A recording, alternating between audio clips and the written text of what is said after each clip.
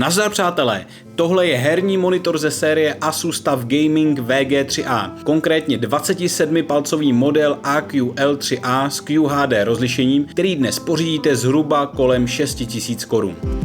Pojďme se v rychlosti podívat, proč jsem se mu rozhodl věnovat krátké video.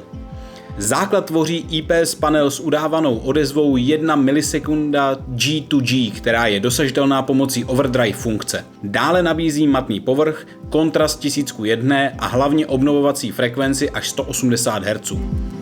Monitor podporuje FreeSync Premium a je zároveň G-Sync compatible, takže nebudete trpět na tearing a bez problémů spolupracuje jak s AMD, tak Nvidia grafickými kartami. Velkým bonusem je technologie LMB Sync, která snižuje rozmazání pohybu a funguje současně s adaptivní synchronizací. To ocení hlavně hráči FPS her, kde je díky tomu pohyb výrazně ostřejší a čitelnější. Asus tady sází také na syté barvy s širokým barevným gamutem, konkrétně až 130% sRGB, typický jas, 350 kandela na metr čtvereční a k tomu je tu menší bonus v podobě HDR400. Důležité ale je, že monitor má sRGB režim, který barevný prostor omezí a udělá z něj použitelný monitor i pro kreativní práci. Samozřejmě je potřeba počítat s tím, že v téhle cenové hladině jde vždy o určitý kompromis.